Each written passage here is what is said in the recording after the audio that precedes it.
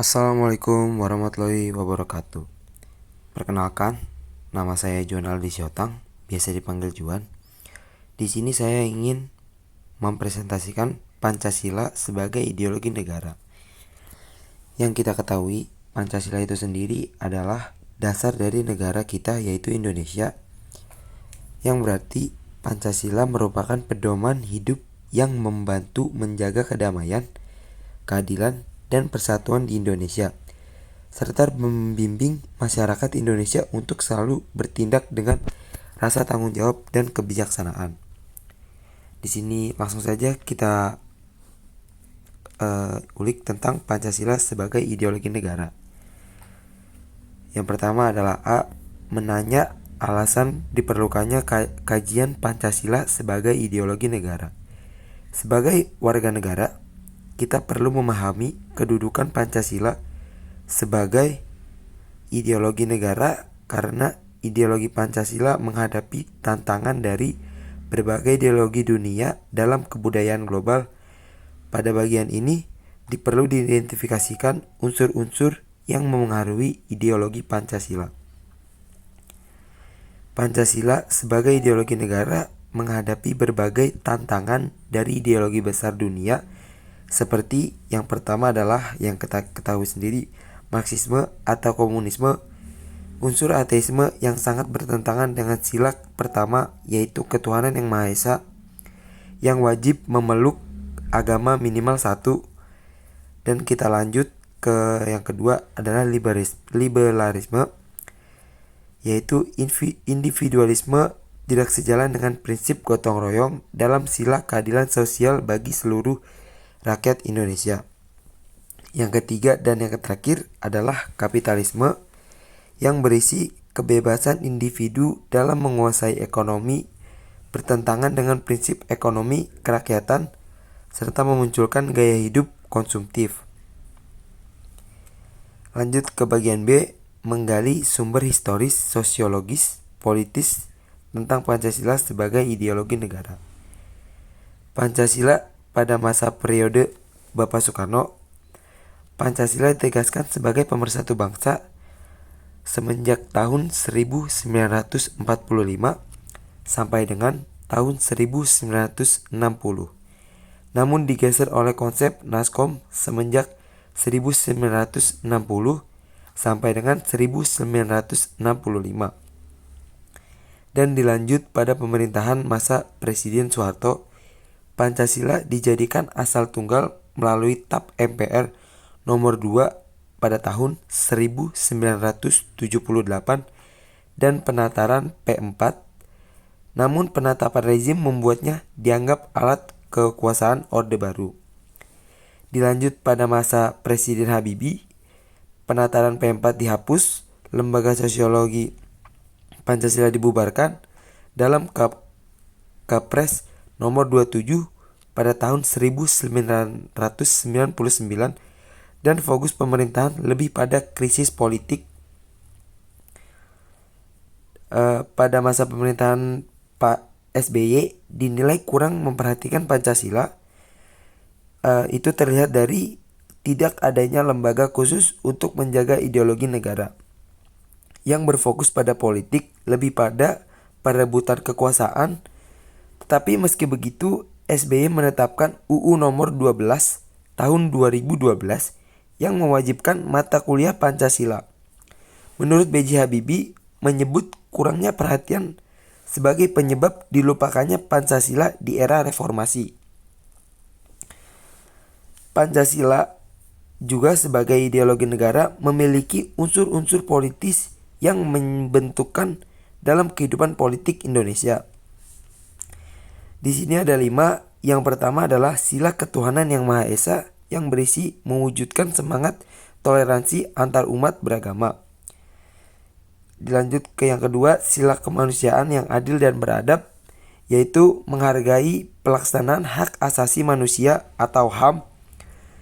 Yang ketiga, sila persatuan Indonesia mengutamakan kepentingan bangsa dan negara di atas kepentingan kelompok atau partai.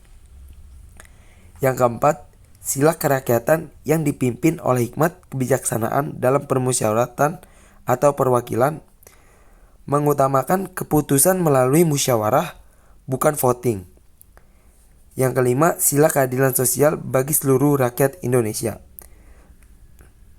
Mencegah penyalahgunaan kekuasaan yang dapat memicu korupsi yang sering kita ketahui pada masa saat ini.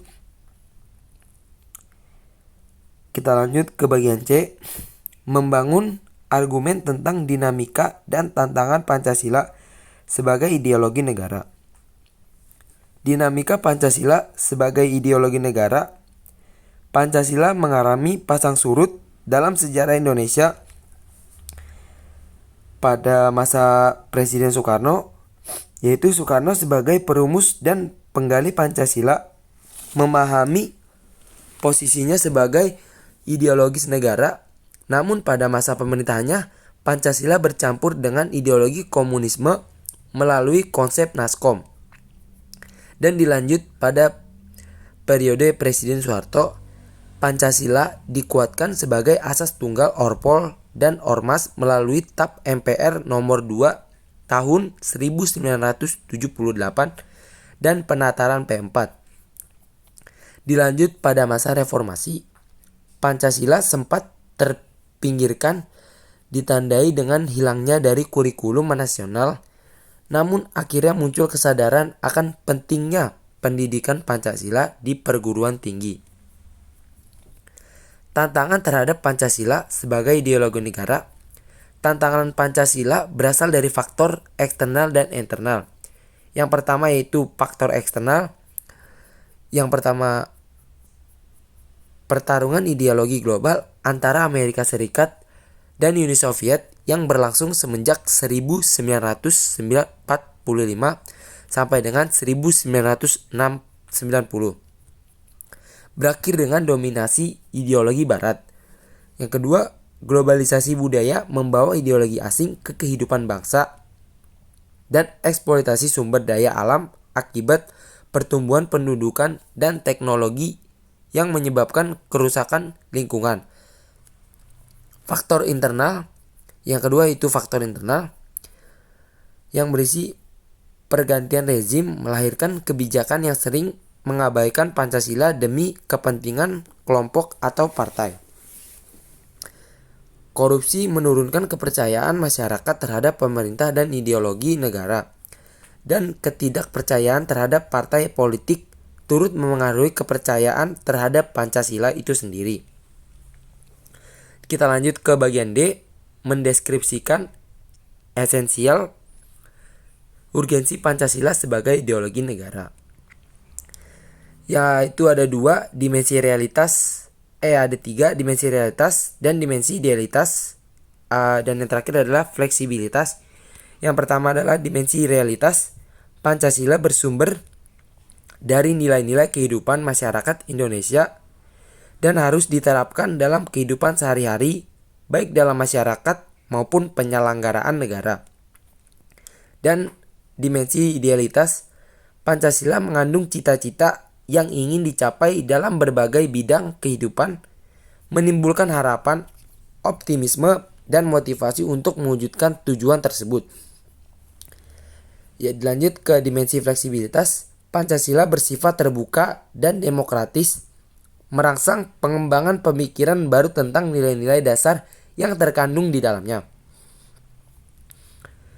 Pancasila juga sebagai ideologi negara memiliki peran penting dalam kehidupan masyarakat, tidak hanya secara legal, formal, tetapi juga secara konkret. Berperan konkret Pancasila antara lain ada dua, yaitu penuntun warga negara. Pancasila harus menjadi dasar perilaku warga negara dengan nilai-nilai moral yang jelas. Misalnya, dalam kasus narkoba di kalangan generasi muda, diperlukan norma yang lebih jelas dan pengaturan hukum yang tegas untuk menanggulanginya. Lanjut kepada B, penolakan terhadap nilai-nilai yang bertentangan.